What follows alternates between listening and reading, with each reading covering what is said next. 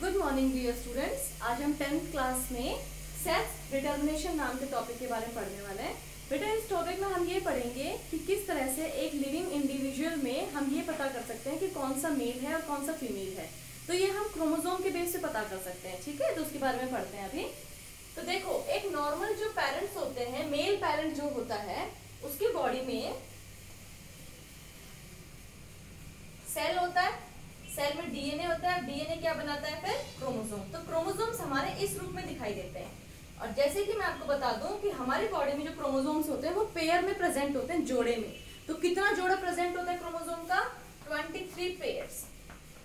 तो एक normal individual हो, चाहे वो मेल हो चाहे वो फीमेल हो, ह्यूमंस में उनके हर एक सेल के अंदर कितने पेयर ऑफ क्रोमोसोम्स प्रेजेंट होते हैं बेटा? 23 पेयर्स।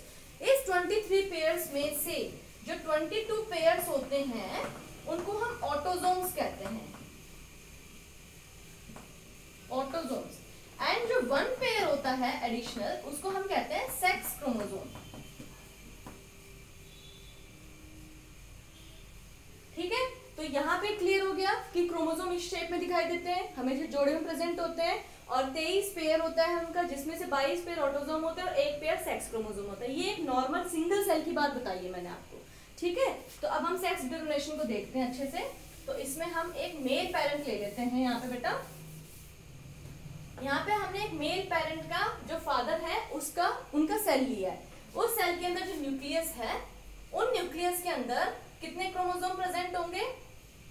ऐसे पूरे प्रेजेंट होंगे, ऐसे ऐसे करके पूरा भरा रहेगा न्यूक्लियस। तो कितने हैं? 22 प्लस 1। ये 22 क्या है? ऑटोजोम्स, और ये 1 क्या है? सेक्स क्रोमोसोम, ठीक है। ये क्लियर हो गया। अब नेक्स्ट यहाँ पे हम मदर का सेल ले लेते हैं, उनका न्यूक्लियस ले लेते हैं, उनके अंदर भी ऐसे क्रोमोसोम प्रेजेंट है। तो यहाँ पे भी उनकी बॉडी में भी कितने प्रेजेंट होंगे? 22 प्लस 1, 22 होंगे ऑटोजोम्स, और एक क्या होगा हमारा? Sex chromosome. तो आप कहोगे कि मैम जो मेल बॉडी है उसमें भी सेम क्रोमोसोम प्रेजेंट है, जो फीमेल बॉडी है उसके अंदर भी सेम क्रोमोसोम प्रेजेंट है, लेकिन फिर भी मेल एंड फीमेल की बॉडी दिखने में डिफरेंट होती है, अलग होती है। वो केवल अलग एक ही क्रोमोसोम के कारण होती है, वो होता है सेक्स क्रोमोसोम। वो सेक्स क्रोमोसोम ही मेल और फीमेल को अलग बनाता है। देखो, वही आंख, वही नाक, वैसे ही हाथ, वैसे पैर, वैसे body structure, heart, liver, kidney, सब कुछ सेम रहता है। लेकिन जो सेक्स ऑर्गन्स होते हैं, जैसे मेल में टेस्टिस हो जाता है, फीमेल में ओवरीज हो जाती हैं, जो रिप्रोडक्टिव ऑर्गन्स हैं वो डिफरेंट हो जाते हैं मेल एंड फीमेल में। तो वो डिफरेंट होने का रीजन क्या है कि उनके अंदर जो सेक्स क्रोमोसोम्स हैं वो अलग अलग हैं, बाकी सब चीज सेम है। तो अब वो देखते हैं कि वो एक सेक्स क्रोमोसोम जो 1 लिखा है मैंने यहाँ पे, वो क्या होते हैं। तो जो मेल बॉडी होती है उसके अंदर एक जोड़ा होता है सेक्स क्रोमोसोम का, वो होता है XY, और जो फीमेल पेरेंट होते हैं उसके अंदर जो जोड़ा होता है सेक्स क्रोमोसोम का, वो होता है X और X। क्लियर बेटा? तो ये हो गए हमारे क्रोमोसोम्स के बारे में। अब जब इनकी मैरिज होती है, ठीक है, जैसे ये जो पेरेंट्स कह रही है, ये जो मेल पार्टनर है, फीमेल पार्टनर की मैरिज हुई है, उसके बाद जो चाइल्ड फॉर्मेशन होगा, उस चाइल्ड फॉर्मेशन के लिए क्या जरूरी है? इनके गैमेट्स बनना जरूरी है। क्या बनना जरूरी है? गैमेट्स। तो गैमेट्स फ्यूजन से पहले इनके गैमेट्स बना लेते हैं हम लोग, ठीक है। तो यहाँ पे हम गैमेट्स बनाते हैं मेल पार्टनर के। यहाँ पे जो गैमेट्स बनेगा, गैमेट क्या होगा? स्पर्म। तो यहाँ पे हो गया स्पर्म, और इसका जो गैमेट बनेगा मदर का, वो होगा बेटा ओवम, ठीक है। अब इनके अंदर न्यूक्लियस ले लेते हैं, इसके अंदर न्यूक्लियस ले लेते हैं। अब ध्यान से देखना, इस सेल में कितने टोटली प्रेजेंट है क्रोमोसोम? 22 पेयर प्लस 1 पेयर, तो कितने पेयर हो गए? 23 पेयर। और पेयरों को खोलेंगे तो कितने क्रोमोसोम आएंगे? 46 नंबर ऑफ क्रोमोसोम्स, ठीक है। लेकिन जो स्पर्म होगा उसमें 46 क्रोमोसोम प्रेजेंट नहीं होंगे, केवल 23 क्रोमोसोम ही प्रेजेंट होंगे। यहाँ पेयर नहीं है, यहाँ पे सिंगल है, ठीक है। तो यहाँ पे 23 में से 22 जो क्रोमोसोम होंगे वो ऑटोजोम्स होंगे, और जो एक सेक्स क्रोमोसोम होगा वो मेल में एक तो X होगा, और जो दूसरा स्पर्म होगा बेटा उसके अंदर जो मेल क्रोमोसोम होगा वो होगा Y। लेकिन जो फीमेल का जो गैमेट है वो 2 बने, जैसे ओवम 2 है, तो इसके अंदर क्या क्रोमोसोम्स होंगे? 22, तो ऑटोजोम्स हो जाएंगे, प्लस एक सेक्स क्रोमोसोम होगा, इनमें से कोई सा भी एक ले लो, तो वो हो गया 1X, और यहाँ पे भी क्या आ जाएंगे? 22 ऑटोजोम्स प्लस 1x। तो ये क्लियर हो गया। मदर फादर की बॉडी में 1x स्पर्म बन रहा है और 1y स्पर्म बन रहा है, और मदर की बॉडी में 1x ओवम और दूसरा ओवम भी 1x ही है।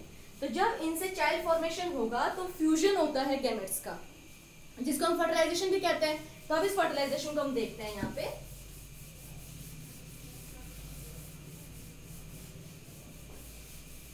तो बेटा फर्टिलाइजेशन के दौरान आप देखना, मैं यहाँ पे 2 प्रकार के स्पर्म बना रही हूँ और 2 प्रकार के ओवम बना रही हूँ, ठीक है।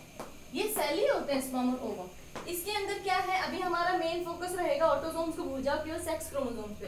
तो ये जो स्पर्म है इसके अंदर एक्स क्रोमोसोम है, इस वाले के अंदर वाई है। ये मदर का जो ओवम है इसके अंदर एक्स क्रोमोसोम है और दूसरा भी एक्स। तो यहाँ पे हम ओवम लिख लेते हैं और यहाँ पे हम लोग क्या लिख लेंगे, sperm.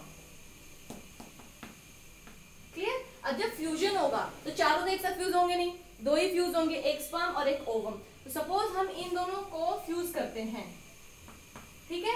Y chromosome containing sperm को एक्स क्रोमोसोम कंटेनिंग ओवम के साथ फ्यूज किया तो एक नया सेल बना, और उस सेल के अंदर अब ये दोनों क्रोमोसोम मिक्सअप हो जाएंगे तो एक्स वाई बन जाएगा अंदर, ठीक है। अब इस स्पर्म को लेंगे और इस ओवम को लेंगे, इनको फ्यूज किया तो अब जो सेल बनेगा उसके अंदर क्या हो जाएगा, क्रोमोसोम, ये क्या है एक्स और यहाँ पे क्या है एक्स। तो ये दिख गया, एक तो हमारा बना एक्स और वाई वाला सेल और एक बना एक्स और एक्स। तो ये अभी चाइल्ड फॉर्मेशन हो चुके हैं।